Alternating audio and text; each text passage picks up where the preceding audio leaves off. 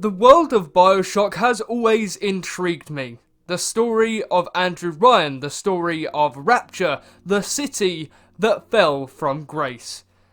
Bioshock 2 has always been evaded by me. I personally have avoided playing Bioshock 2 due to the mass negative reception that everyone seems to be giving it. And for that reason, as soon as I finished Bioshock 1, a very long time ago, I never picked up Bioshock 2 and put it in my PlayStation and played it. Well, till now that is, of course. And yes, even though the reviews were subpar, to be honest, I thought I must gain the courage to play Bioshock 2, and that's exactly what I did. And after finishing Bioshock 2, I was really surprised, and in a good way.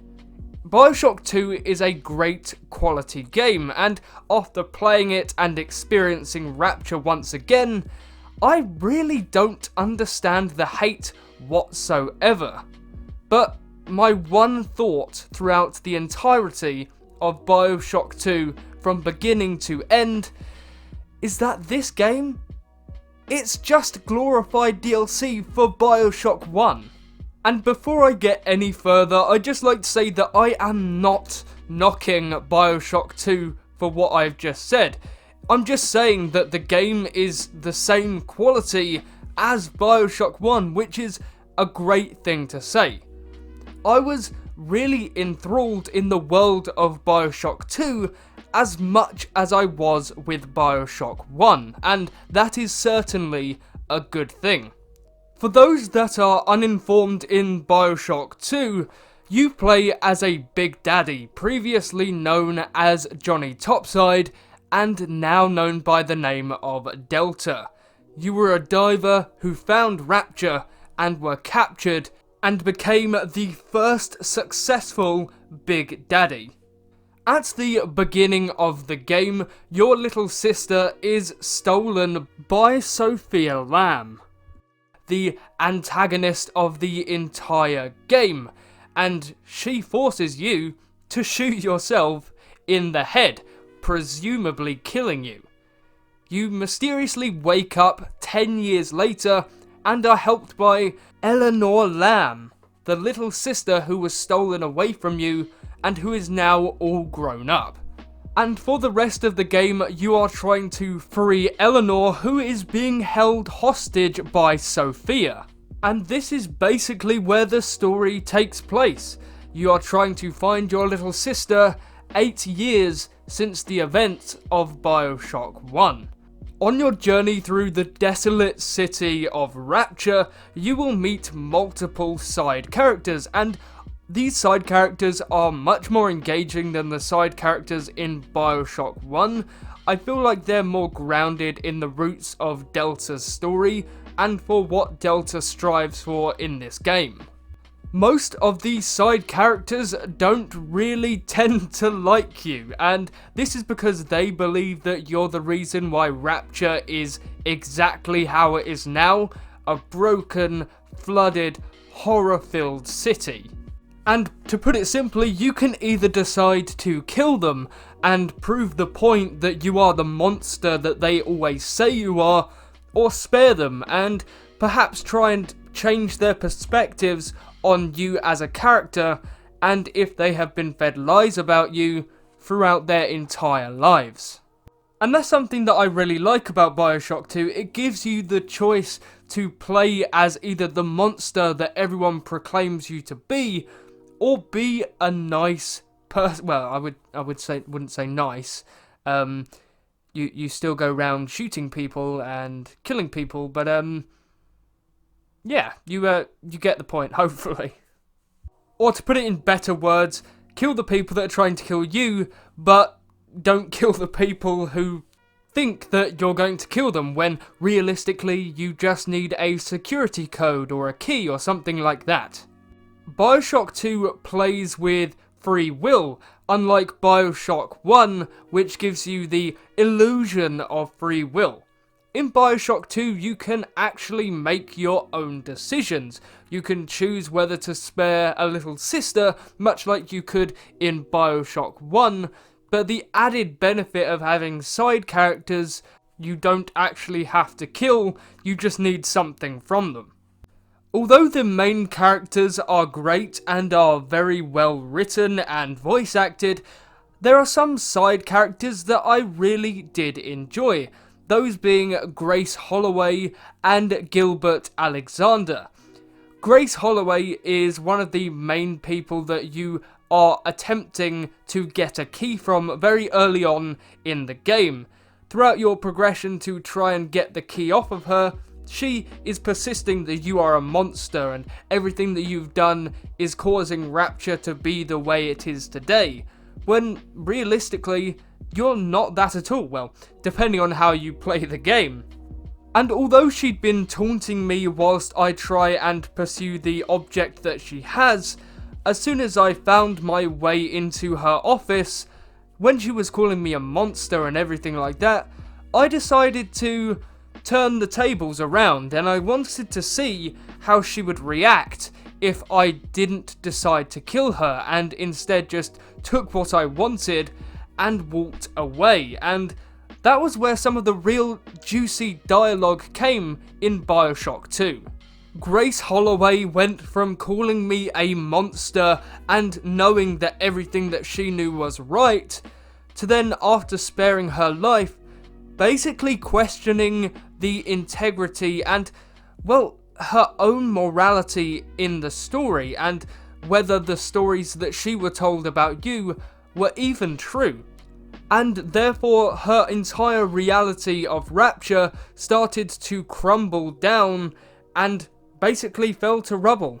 She knew that she'd been lied to, and that now she felt really bad and wrong, and she realizes that Sophia perhaps isn't the person that she knew her to be. And then we had characters like Gilbert Alexander, a person who has been spliced to hell. When you meet him, first of all, it's over audio logs, but they're in the past tense, as if he's talking to the future, talking to you directly, but from a different time. He starts talking about how the fact that he is being spliced and is progressively becoming this monster, and throughout this period of time, his sanity starts to dwindle until the very end when you meet him. Well, sort of meet him. He's sort of in a big massive tube. You can't really see him, so yeah. The character of Gilbert really did make an impression on me. You get to see the progression of a normal, sane person whose sanity dwindles as he slowly becomes a splicer. He starts saying to himself, if you find me, then I want you to kill me, because he knows of the monster that he shall become, and that he has become when you meet him in Bioshock 2. And once again, it's the concept of morality in the environment and world of Rapture, whether to do the right thing or to do the easy thing. And realistically, I've just scraped the surface of everything that Bioshock 2 entails, but these morality moments really feel like they should have been part of Bioshock 1, or at least in the DLC of Bioshock 1. And once again, I really feel like that could play into the hands of free will, because free will is basically one of the sub-contexts of Bioshock as an entire franchise, whether you really have control over the situation. As said previously, Bioshock 1, you had the sense of free will, although you didn't really. You were a puppet for Frank Fontaine, who would continuously use the phrase, "would you kindly," being passed off as a polite way of asking you, the player, to do something for him, when realistically it's just a manipulative device to get the player to do something without really questioning the, once again, morality of the events that you are partaking in. Now, I'm not really too sure how they would present Bioshock 2 if it was a DLC for Bioshock 1, but one of the main reasons which makes me feel like it should have been a DLC is realistically how short the entire game is. Bioshock 1 took me about a week to finish, if I can recall. But Bioshock 2 I finished in 2 play sessions, and they were about 2 hours apiece, so I basically finished the game in about 4 hours, roughly. I'm not really too sure. But that is literally one of the main factors alongside the morality system. The game just feels too goddamn short, if I'm honest. I would have absolutely loved to play more of Bioshock 2, and I could in the DLC, but I wanted to see more from the main campaign. It felt like it was over in a blink of an eye. But hey, I can't change that. The game was made so long ago, so I can't exactly change it, but that's just the way that I feel. I could really see Bioshock 1 being massively improved with the morality system from Bioshock 2, and the chance to actually have some free will and your own input in the story, which is one of the main reasons why I'd love to see more from Bioshock 2. But I could certainly see how the two games would counteract each other. One being the game that produces the sense of free will but without actually having it, and Bioshock 2 giving you actual free will and free reign of how the story is pursued.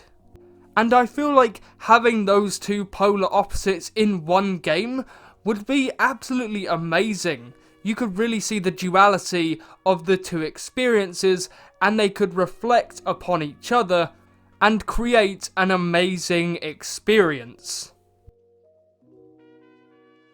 Re-entering the world of Rapture once again was a really enjoyable experience. I really enjoyed seeing what Rapture had become after the death of Andrew Ryan and all of the events since Bioshock 1.